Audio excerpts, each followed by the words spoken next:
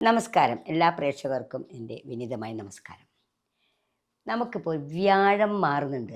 2026 June 2-ന് വ്യാഴം ഇഷ്ടമുള്ള സ്ഥലമായിരിക്കുന്ന ഉച്ചമായിരിക്കുന്ന കർക്കിടകൻ രാശിയിലേക്ക് മാറുന്നു.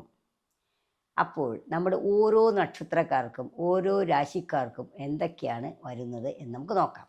മേടം രാശിയിൽപ്പെട്ട അശ്വതി, ഭരണി, കാർത്തിക ആദ്യപാദം ഈ നക്ഷത്രങ്ങളെ സംബന്ധിച്ച് പറയുമ്പോൾ വ്യാഴം നല്ലതാണ്. 5ലേക്ക് വ്യാഴം വരികയാണെങ്കിൽ ത്രികോണത്തിൽ വ്യാഴം വരുമ്പോൾ ആഗ്രഹ സാഫല്യങ്ങൾ നടക്കുന്നു, സന്താനങ്ങളില്ലാത്തവർക്ക് സന്താനം ഉണ്ടാവുന്നു, ധനമുണ്ടാവുന്നു, വീട് വയ്ക്കാൻ ആഗ്രഹമുള്ളവർക്ക് വീടുണ്ടാവുന്നു. വളരെയധികം നല്ല സമയമാണ്. അവർ ഏഴരശ്ശനി കൊണ്ട് വരികയാണെങ്കിലും അവർക്ക് വ്യാഴമാറ്റം അനുകൂലമാണ്.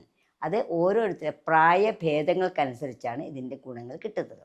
രണ്ടാമത്തെ രാശിയാണ് ഇടവം രാശി. കാർത്തിക അവസാനം, രോഹിണി, മകീരം ആദ്യം. ഈ നക്ഷത്രക്കാരെ സംബന്ധിച്ച് പറയുകയാണെങ്കിൽ ഇപ്പം സന്തോഷമായിട്ട് കഴിഞ്ഞുകൊണ്ടിരിക്കുകയാണ്. വ്യാഴൻ 2-ലായിരുന്നു. അഭിവൃദ്ധിയാണ്, സന്തോഷമാണ്, ധനമാണ്, എല്ലാം ഉണ്ടായി. അവർക്ക് 3-ൽ വ്യാഴം മുറവിളി കൂട്ടും എന്നാണ് പറയുന്നത്. 3-ൽ വ്യാഴം നല്ലതല്ല. എത്ര ഉച്ചത്തിലായാലും അവർക്ക് അതിനെക്കൊണ്ട് ദോഷഫലമാണ് കൂടുതലവർ. അപ്പോൾ അവരെന്താ ചെയ്യേണ്ടത് എന്ന് വിചാരിച്ചു കഴിഞ്ഞാൽ എല്ലാ വ്യാഴാഴ്ചയും വ്യാഴഹോരയിൽ ശ്രീകൃഷ്ണ ക്ഷേത്രത്തിലോ മഹാവിഷ്ണു ക്ഷേത്രത്തിലോ പോയി ദർശനം നടത്തുക, പ്രാർത്ഥിക്കുക. പക്ക നക്ഷത്രങ്ങൾ മാസത്തിൽ നക്ഷത്രം വരുമ്പോൾ കൃഷ്ണൻ്റെ അല്ലെങ്കിൽ മഹാവിഷ്ണു ക്ഷേത്രങ്ങളിൽ മഹാസുദർശന പുഷ്പാഞ്ജലി കഴിപ്പിക്കുക. ശിവക്ഷേത്രത്തിൽ മൃത്യുഞ്ജയ പുഷ്പാഞ്ജലി കഴിപ്പിക്കുക.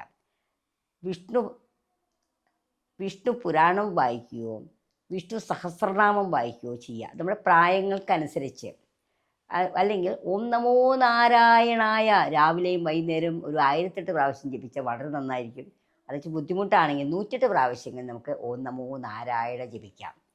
ഇങ്ങനെ ചെയ്യുകയും വ്യാഴാഴ്ച ദിവസങ്ങളിൽ ദാനധർമ്മങ്ങൾ ചെയ്യുകയും ചെയ്താൽ ഐശ്വര്യമായിരിക്കും.